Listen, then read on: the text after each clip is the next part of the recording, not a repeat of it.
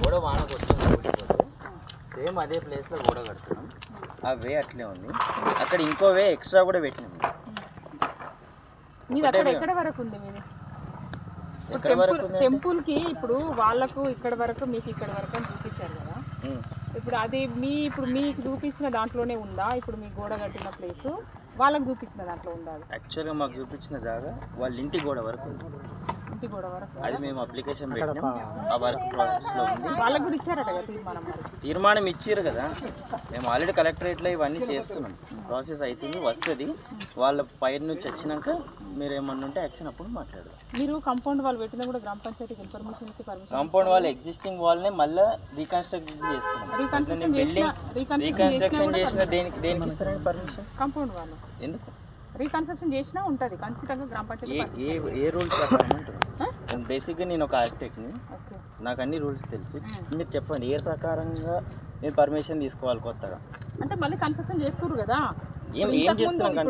ఇప్పుడు ఆడ గొడవ వచ్చింది, ఇప్పుడు వాళ్ళది మీదేని అంటున్నారు. దీనికి సంబంధించిన పేపర్లు తీసుకొచ్చి మీరు ఎక్కడి వరకు కన్స్ట్రక్షన్ చేస్తారు ఏంది అనేది మాకు కూడా చూపించాలి కదా పేపర్. ఇక్కడ ఏం గొడవ వచ్చిందంటే వాళ్ళు కంప్లైంట్ ఇస్తారు కదా, మా దాంట్లో కడతారు, మాకు చూపించిన జాగాలో వాళ్ళు మా దగ్గర మా ప్లేస్లో వచ్చారని వాళ్ళు కంప్లైంట్ ఇస్తారు కదా మాకు. ఇప్పుడు మనది పాతది ఏది ఉన్నదో కొంతమంది చేసుకోవాలి.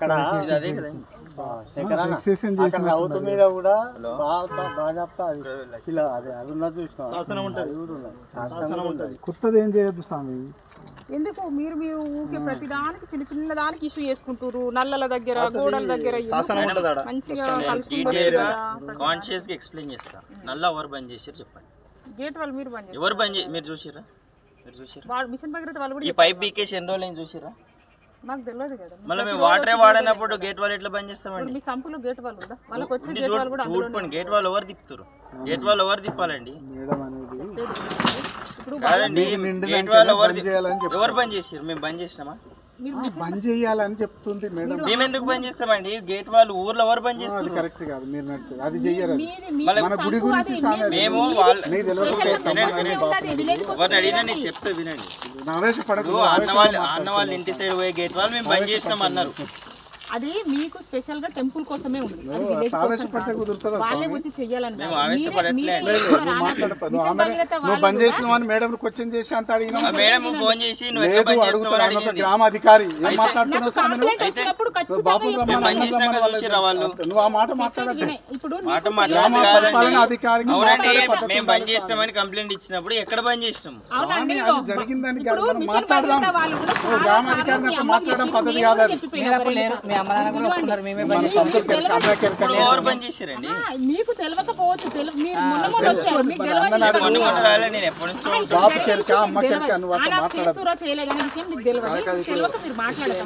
మిషన్ భగీరథ వాళ్ళు చెప్పారు కూడా ఇక్కడ వచ్చి ట్యాంక్ కొరకు స్పెషల్ కలెక్షన్ ఇచ్చారు. అది నిన్నగానే మనం ఆఫ్ చేసుకుంటే ఇంకో వెతుకోలోకి పోతుంది.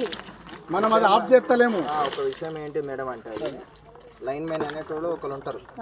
పాపయ్య ఉండే, అంతకుముందు ఇంకో వెంకటేశం ఉండే. ఆ రికార్డ్ ఏదైనా ఉంటే ఒకసారి తెప్పించుకోండి.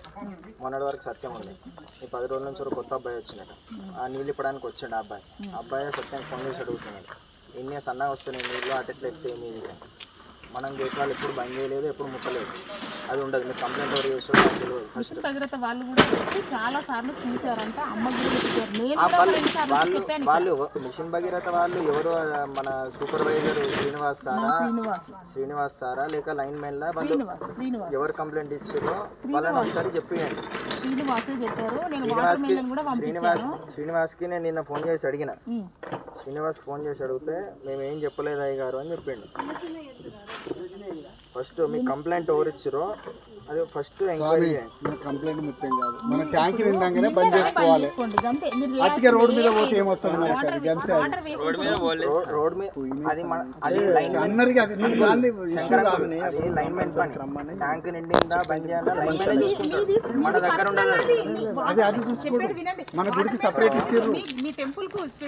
సపరేట్ బాబు కెరకే అది నమస్కారం. సపరేట్ గుడికే ఉన్నప్పుడు ఇంకో సైడ్ కనెక్షన్ ఎట్లా ఇస్తారు? వాళ్ళకి కూడా సపరేట్ గుడి కంటే ఓన్లీ మీ ఇక్కడ వరకే రెండింటి వరకే టెంపుల్ వరకే అది మళ్ళీ మేము బంద్ చేస్తున్నాం కదా, వాళ్ళకి పోయే ఫ్లో అది సరిపోకపోతే మా తప్పు